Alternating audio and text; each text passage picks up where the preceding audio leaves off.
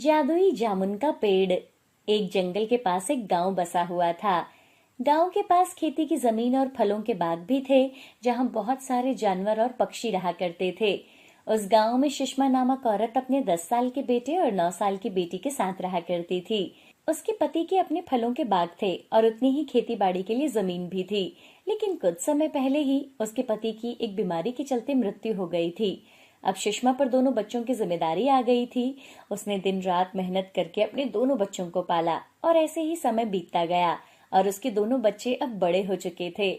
सुषमा की बेटी मीना बहुत मेहनती और जिम्मेदार थी। अपनी माँ के साथ मिलकर वो खेती बाड़ी का काम किया करती थी और घर का सारा काम भी करती थी। वहीं दूसरी तरफ उसका बेटा रमेश अपने दोस्तों के साथ घूमता फिरता रहता था और उनका किसी भी काम में वो कोई साथ नहीं देता था। अरे रमेश, तू पूरा दिन घर में पड़ा रहता है और तेरी बहन घर का और खेतों का सारा काम करती है। तुझे क्या जरा भी शर्म नहीं आती? अरे माँ, मेरे सभी दोस्तों के माँ बाप उन्हें रोज पैसे देते हैं और उनकी हर ख्वाहिश पूरी करते हैं, लेकिन तुम हो कि मुझे हमेशा काम करने के लिए बोलती रहती हो। अरे नालायक, तेरे पिताजी के जाने के बाद मैंने तुझे बड़ी मुश्किल से पाला है। क्या तू वो सब कुछ भूल गया? अरे जब देखो पुरानी बातों को याद करके मुझे कोसती ही रहती हो। और रमेश वहां से उठकर चला जाता है। रमेश के जाने के बाद मीना खेतों से घर वापस आती है। क्या हुआ माँ, तुम ऐसे उदास क्यों बैठी हो? अरे बेटा, तेरा बड़ा भाई कब सुधरेगा? तू अकेले सभी काम करती रहती है, लेकिन इस नालायक को तो बिल्कुल शर्म नहीं आती। तुझे काम करता देख गांव वाले भी तरह तरह की बातें करते हैं। अरे माँ, गांव वालों का क्या है, वो तो हमेशा कुछ न कुछ बोलते ही रहेंगे। चलो अब हम दोनों ना खाना खा लेते हैं।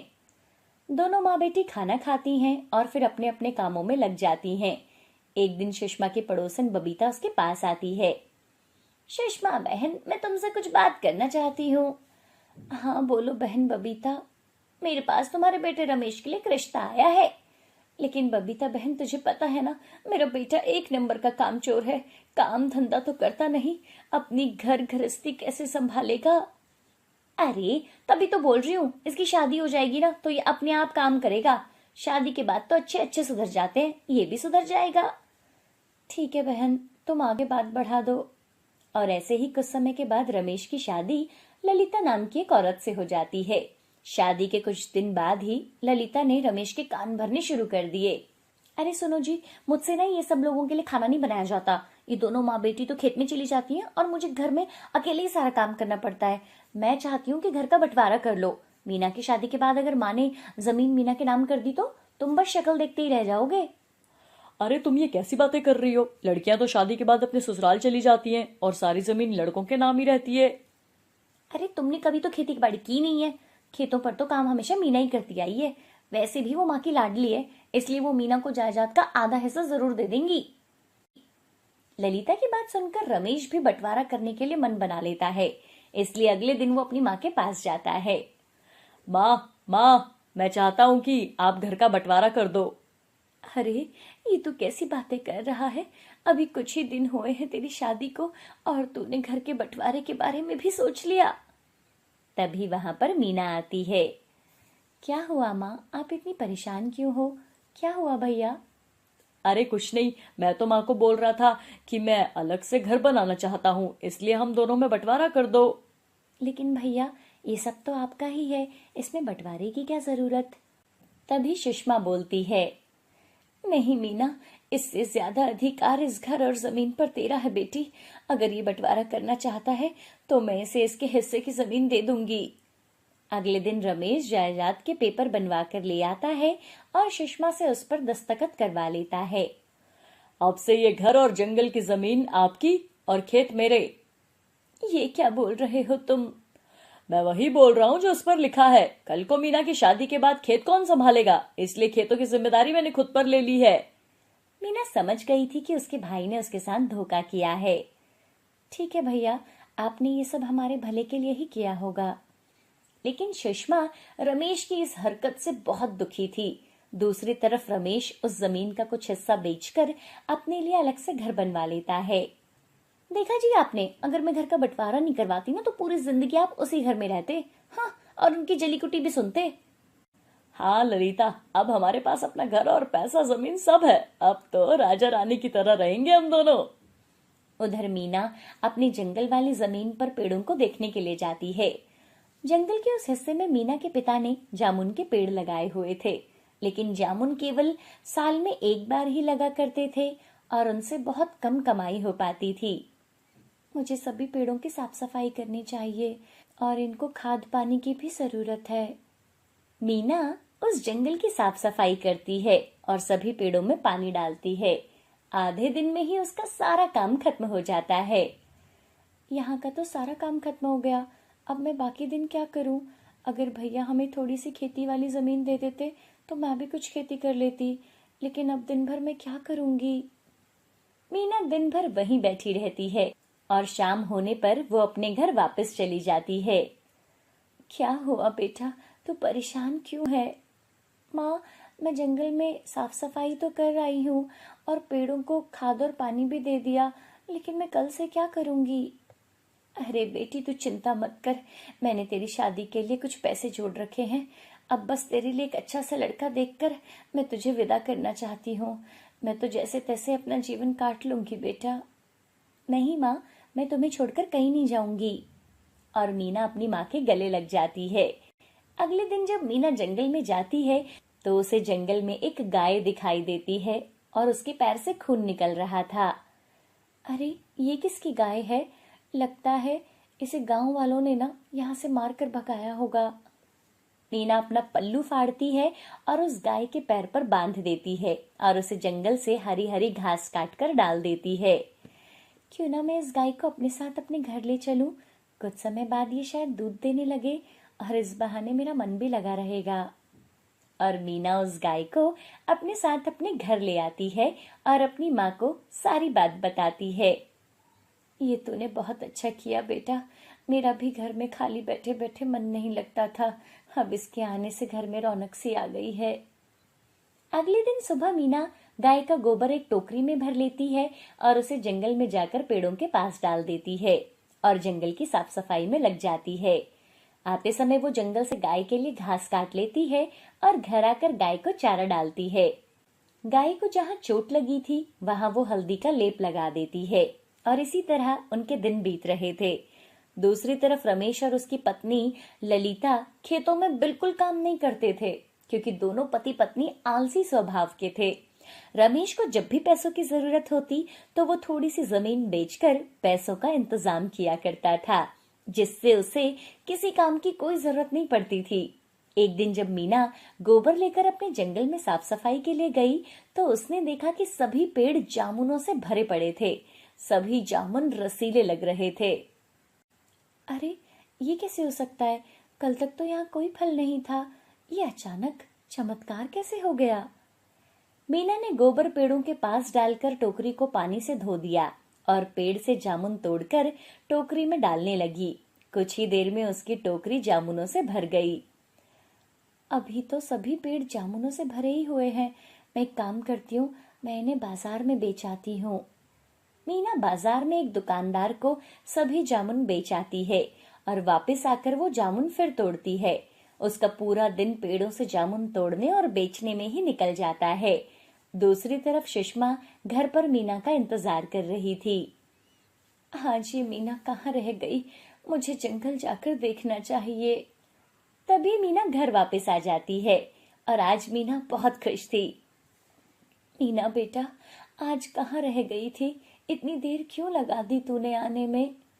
अरे माँ, आज तो चमत्कार हो गया माँ। हमारे सभी जामुन के पेड़ ना जामुनों से भरे पड़े थे। मैं पूरा दिन उन्हें तोड़कर बाजार में बेचती रही। देखो, आज जामुनों से मैंने कितने पैसे कमाए हैं माँ।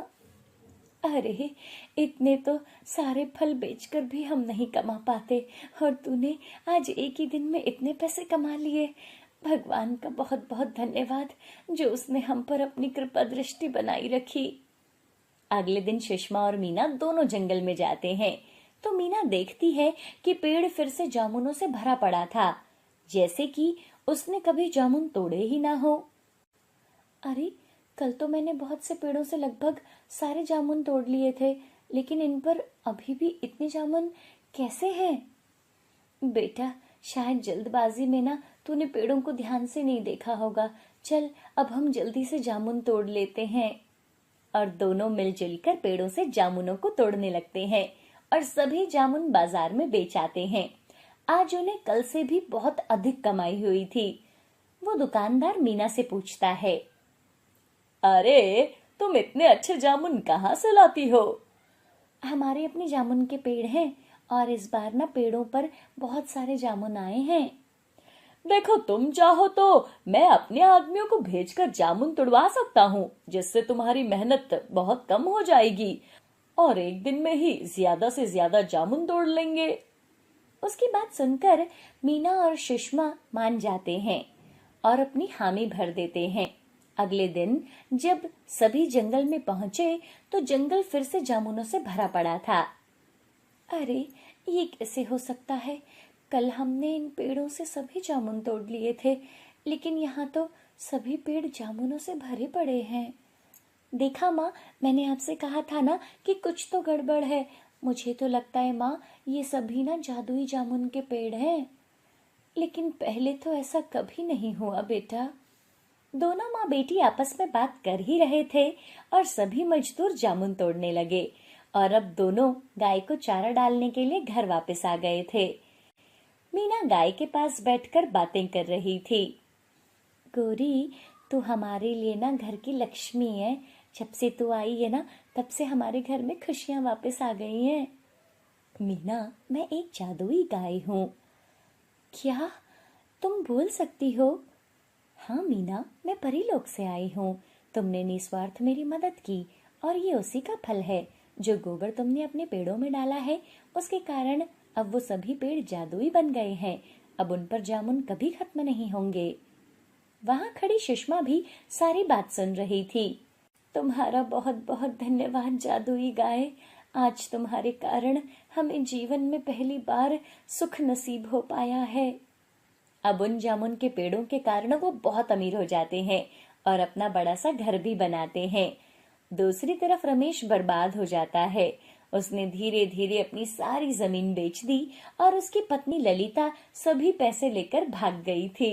ये कहानी है गरीब रोशनी की, जो अपनी दो बेटियों कोमल और प्रिया के साथ रहती थी। रोशनी के पास थोड़ी बहुत जमीन थी, जहां वो खेती करके अपनी बेटियों का पेट पालती थी। एक साल रोशनी की फसल ना हो सकी, जिससे रोशनी हिम्मत हार गई। मेरी की हुई सारी मेहनत पर पानी फिर गया। अब मेरे पास खोटा सिक्का नहीं बचा। मैं अपनी बेटियों को क्या खिलाऊंगी? ये सब सोचकर रोशनी बीमार रहने लगी। आखिरकार एक दिन रोशनी अपनी बेटियों को अनाथ छोड़कर इस दुनिया से चली जाती है, जिस पर दोनों लड़कियां फूट फूट कर रोती हैं। रसोई में बस थोड़ा ही आटा बचा है, वो भी खत्म होने को है। अब हम दोनों को खेत की देखरेख करनी होगी। हाँ दीदी, चलो खेत में चलते हैं। दोनों बहनें अपने खेत में जाती हैं। वहां लगे बंजर जामुन के पेड़ को देखकर, दीदी लगता है इस पेड़ पर जामुन नहीं उगेंगे। क्यों ना हम इस पेड़ को जड़ से साफ करके यहाँ भिंडी और तोरई लगा दें? नहीं प्रिया, देखो इस जामुन के पेड़ में जान आ चुकी है और ये सजीव की गिनती में आते हैं। ये भी हमारी तरह सांस ले सकते हैं, इसलिए हमें कोई हक नहीं कि हम इसकी जिंदगी छीन लें, चाहे ये फल दे या ना दे। दोनों बहनें मिलकर जामुन के पेड़ की खूब देखभाल करती थी। ऐसे ही समय बीत जाता है। एक दिन सोहनलाल सेठ कोमल और प्रिया के घर की चौखट पर जोर जोर से चिल्लाता हुआ आता है। अरे ओ रोशनी की बेटियों, कहाँ हो? बाहर तो आओ जरा। जी काका, कहिए। अरे जल्दी से अपना बोर या बिस्तर बांधो और निकल जाओ यहाँ से। आया समझ में? आप हमें घर से क्यों निकाल रहे हैं काका? क्योंकि तेरी माँ ने मुझसे कर्ज लिया था और उसने अभी तक मेरा कर्जा नहीं दिया है, इसलिए आज से ये घर मेरा हुआ। घर छिन जाने के डर से दोनों बहनें सेठ के आगे गिड़गिड़ाने लगती हैं। ऐसा मत कहिए काका, हमसे हमारा घर मत छीनिए। हमें कुछ दिनों की मोहलत दे दीजिए, हम आपकी पाई पाई चुका देंगे काका। ठीक है, अगर कुछ दिनों बाद मुझे मेरे पैसे नहीं मिले तो मैं तुम दोनों अनाथ बहनों को घसीट कर घर से बाहर निकाल दूंगा, समझी तुम दोनों? तभी सेठ वहां से चला जाता है। दीदी, हमारे पास तो खुद खाने के लिए पैसे नहीं है, ऐसे में हम काका के पैसे कैसे चुकाएंगे? पता नहीं प्रिया, चलो खेत चलते हैं, पेड़ों को पानी देना है। दोनों बहनें अपने खेत में जाती हैं। तभी प्रिया जामुन के पेड़ को देखकर चौंक जाती है। दीदी दीदी, ये देखो, हमारे जामुन के पेड़ पर फल भी आ गए हैं। अरे वाह, हमारे इतने दिनों की मेहनत सफल हुई। अब हम इसे बाजार में बेचकर अच्छे खासे पैसे कमा सकते हैं। दीदी, ये जामुन कितने मीठे और रसीले दिख रहे हैं, क्या मैं एक जामुन तोड़ लूं? हाँ हाँ, क्यों नहीं, तुम इसे खा सकती हो। जैसे ही प्रिया जामुन तोड़ती है, वैसे ही वहां फिर से जामुन आ जाता है। दोनों बहनें हैरान हो जाती हैं। देखो दीदी, ये कैसा जामुन है, इस पर तो फिर से जामुन उगाए हैं। हाँ प्रिया, हैरानी तो मुझे भी हो रही है, तुम जामुन खाकर तो देखो। जैसे ही प्रिया जामुन खाती है, दीदी दीदी, ये देखो, ये तो सोने के बीज बन गए। अरे हाँ, ये तो सच में सोने के हैं, ये कैसा चमत्कार है भला। तभी जामुन के पेड़ पर आंख, नाक और मुंह आ जाते हैं। मैं तुम दोनों बहनों से बहुत खुश हूँ। तुम दोनों ने मेरा बहुत ध्यान रखा, समय पर पानी दिया, सफाई की, वो भी बिना किसी अपेक्षा के। अरे ये क्या, तुम तो बोल सकते हो? हाँ, क्योंकि मैं एक जादुई जामुन का पेड़ हूँ और मैं तुम दोनों की सारी बातें भी सुन रहा था। इतनी मजबूरी में भी तुम दोनों बहनें मेरा हर रोज ध्यान रखती थी, मेरी जड़ों में पानी देती थी। मैं चाहता हूँ कि तुम मेरे जामुन के फलों का इस्तेमाल करो। मगर ऐसे तो जामुन के फल खरीदने वाले ग्राहकों को सोने के बीजों का राज पता चल जाएगा। सोने के बीज सिर्फ उसी जामुन में होंगे जिसे तुम अपने लिए तोड़ोगे। उसके बाद दोनों बहनें ढेर सारे जामुन तोड़कर उसे बाजार में बेचने चली जाती हैं। कैसे दिए जामुन? 40 रुपए किलो हैं काका। अरे इतने सस्ते, क्या बात है, जामुन खट्टे हैं क्या? अरे नहीं नहीं काका, ये तो अमृत की तरह मीठे हैं, खुद खाकर देख लो काका। हाँ, ये तो सच में अमृत के समान है। अच्छा, तो 2 किलो मुझे पैक कर दो। ग्राहकों की भीड़ खड़ी देखकर वहीं दूर खड़े पति पत्नी की नजर उन चमचमाते जामुनों पर पड़ती है। सुनिए जी, देखो ना, वो जामुन कितने सुंदर और रसीले लग रहे हैं, चलिए ना लेते हैं। अरे मेरी प्यारी, तुम तो खुद ही मीठी अमृत हो, जामुन खाकर क्या करोगी पगली? अरे काका, ले लीजिए ना, इतना मन है काकी का तो हमारे जामुन भी सस्ते हैं। अच्छा चलो ठीक है, 1 किलो दे दो। ऐसे ही हर दिन दोनों बहनें जामुन तोड़कर बाजार में बेचा करती थी, जिससे उनके घर में छाई गरीबी पूरी तरह से मिट जाती है। तभी एक दिन सेठ उनके घर आता है। अरे ओ कोमल प्रिया, बाहर आओ, लाओ मेरे पैसे। ये लीजिए काका, आपके पूरे पैसे, और फिर कभी हमारे घर मत आना। पैसे लेकर सेठ वहां से जाने का नाटक करता है और वो घर के पीछे छिप जाता है। वहीं दोनों बहनें जादुई जामुन के पास जाती हैं और सेठ उन दोनों का पीछा करते हुए जामुन के खेत में आ जाता है। जागो जादुई जामुन के पेड़, हम तुमसे मिलने आए हैं। आओ आओ, मैं तुम दोनों बहनों का स्वागत करता हूँ। जानते हो जादुई जामुन के पेड़, आज तुम्हारी मदद से हमने सेठ का सारा कर्जा चुका दिया, अब हमसे हमारा घर कोई नहीं छीनेगा। इस बात पर जादुई जामुन का पेड़ बहुत खुश होता है। तो फिर इस बात पर मुंह मीठा कर लो, ताजे रसीले जामुन खाओ। ऐसा कहते हुए पेड़ खूब सारे जामुन बरसाने लगता है। तभी एक पेड़ के पीछे छिपकर सेठ ये सब कुछ देख रहा होता है। तभी जामुन का पेड़ सेठ को अपने जादू से अपनी ओर खींच लेता है। अरे छोड़ दे मुझे, अरे ओ पेड़, मैं कहता हूँ मुझे छोड़ दे, अरे मुझे छोड़ दे, वरना कुल्हाड़ी से तुझे काट दूंगा और फिर इन दोनों अनाथ बहनों को भी नहीं छोड़ूंगा, छोड़ दे मुझे। इन बहनों को अनाथ समझने की गलती मत करना, वरना मैं खलबली मचा दूंगा, समझ में आया तुझे? ऐसा बोलकर जादुई जामुन का पेड़ सेठ को अच्छे से मजा चखाता है, जिसके बाद सेठ बिल्ली की तरह भाग जाता है और ये देखकर दोनों बहनें खिलखिलाकर हंस पड़ती हैं और खुशी खुशी अपनी जिंदगी बिताने लगती हैं।